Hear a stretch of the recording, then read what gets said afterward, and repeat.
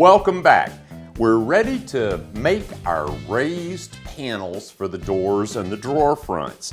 And the first step is to get these down to their final size. So I've set up my crosscut sled. I've got a stop block here. These are the panels for the small doors. I'm first going to trim a little bit off of one end, which is either going to be the top or the bottom of the panel. And I'm going to get those to the perfect height. Then I'm going to trim the width, and the width will be the same sort of process. We want to take a little tiny bit off one side, and a little tiny bit off the other side, and keep our area of interest dead center in the middle of the panel. So we're ready to start cutting. Let's get going.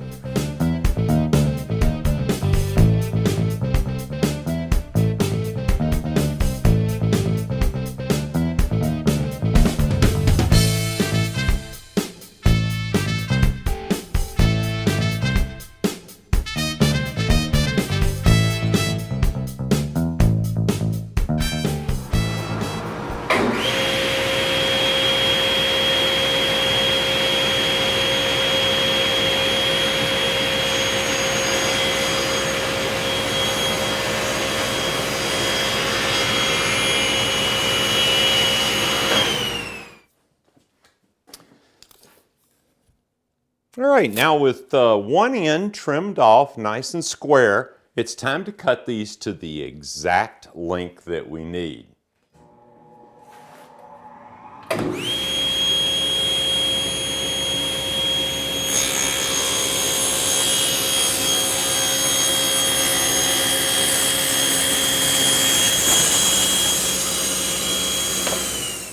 Okay, trimming the panels to width is exactly the same as trimming them to length. I'm going to take a little bit off one side and take a little bit off the other side and get them right to the size they need to be. Now, I don't need to use the crosscut sled here, so I'm going to use the fence. We're all set up, ready to go.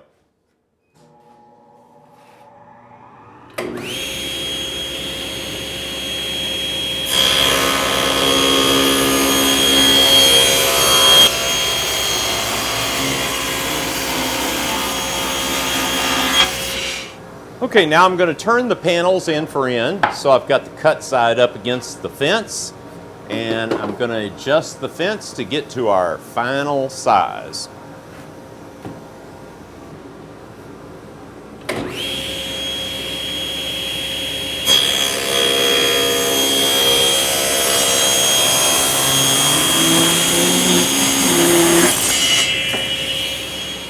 Okay, the panel raising bit now is installed in the router table and the height is roughly adjusted. I'll explain that in just a minute. First, let's go over this bit just a little bit. The bottom part of this bit is actually going to be cutting the front of the panel, and this is going to cut a large section out of the front of the panel. This bit has a back cutter, and it's going to cut a small section out of the back of the panel, and the section in between will be reduced in size to essentially a tenon that will fit inside the groove of the rails and stiles that we made. This is a cove profile, so it's going to cut essentially a very large cove on the front and a small cove on the back. Now, the critical part of getting this bit adjusted is the height.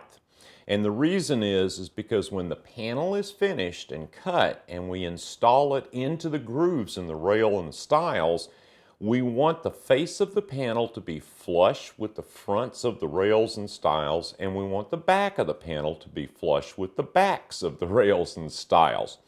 Now, if you were just making doors, you could be off just a little bit and that'd probably be okay.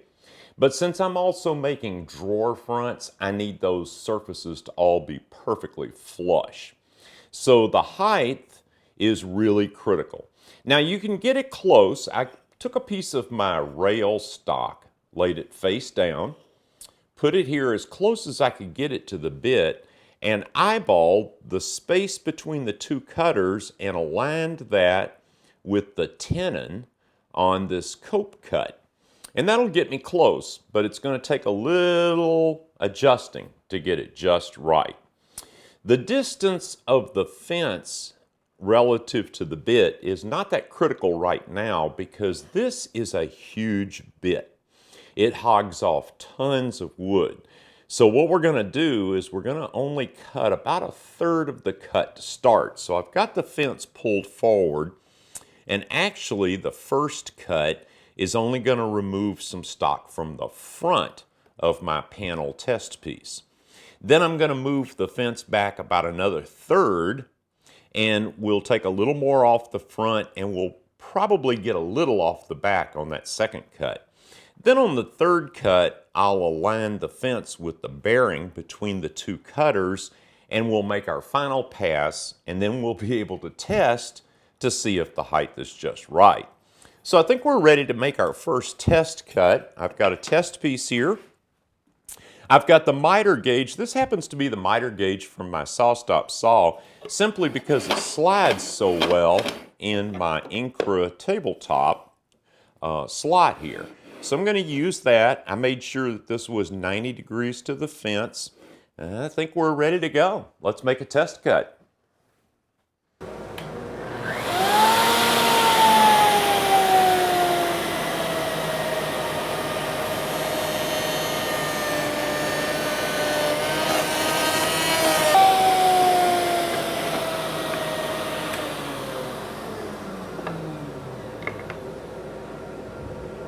All right, you can see we've basically cut a cove in here, and we've gone back a pretty good ways, but now it's time to adjust the fence back and cut a little bit more.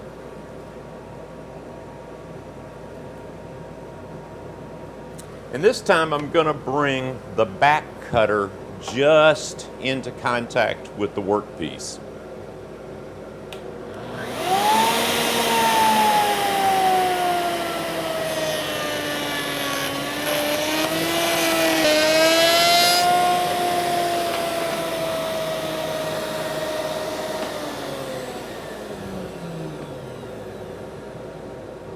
All right, and we've cut the cove a little further, and we've started making our back cut. So now we can adjust the fence even with the bearing.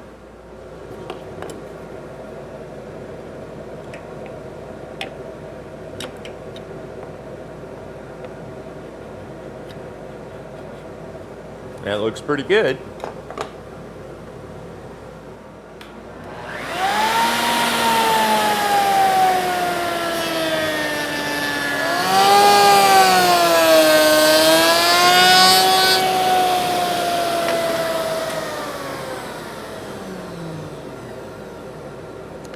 And that's what our finished profile looks like.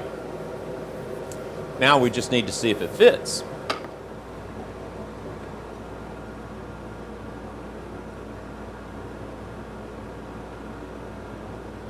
All right, that's going to freak me out just a little bit because I've never gotten one of these on the first try before. But I did this time. That's amazing. Absolutely amazing. Is there a full moon out tonight? Well, okay.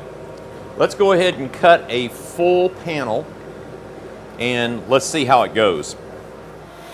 Now, of course, on these cuts, you want to cut your end grain panel of the panel first, and then rotate it so that you're always trimming off the tear out.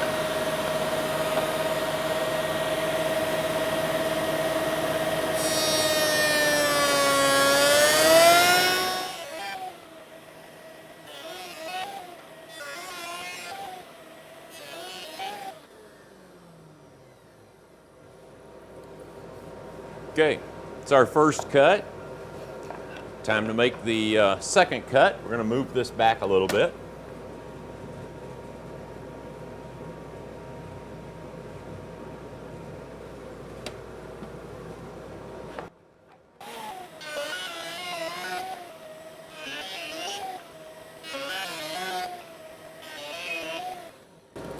Hey, here's our second cut.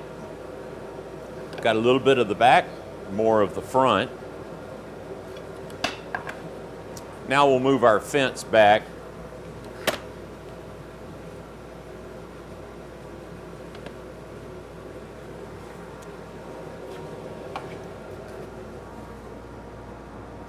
With the Incra positioning system, you can set distance scales as to where you want to set this up, and then it's pretty repeatable, so that's a great advantage.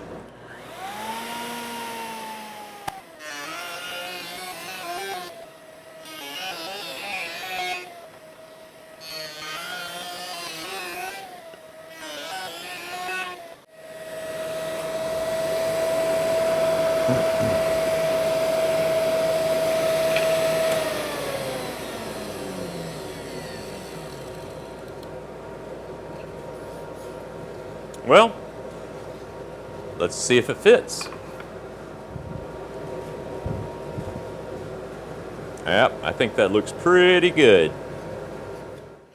Okay, I've been at this now for a couple of hours. I actually wound up taking more than 3 passes, particularly with the really small ones that are going into the drawer fronts. It was very difficult to hold it and take much of a bite on it as I went. So I actually wound up going 5 passes, and now I'm on the 6th and final pass, and I'm only taking about probably a 32nd of an inch on this last pass, and it's really just to clean up any burn marks or anything that I might have. So let's see how this winds up looking.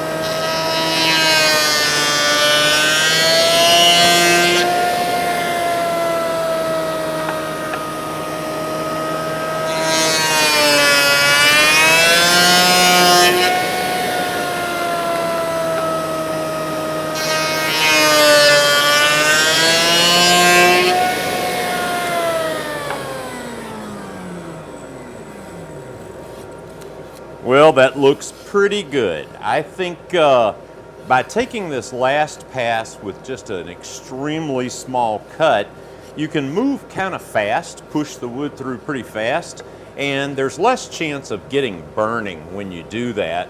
There's a little burnishing here, but no burning. It's a little sanding, and this is going to look great. By the way, it's always good to make extra doors if you can, and I did make extras, and it's a really good thing because I have no idea what the odds are.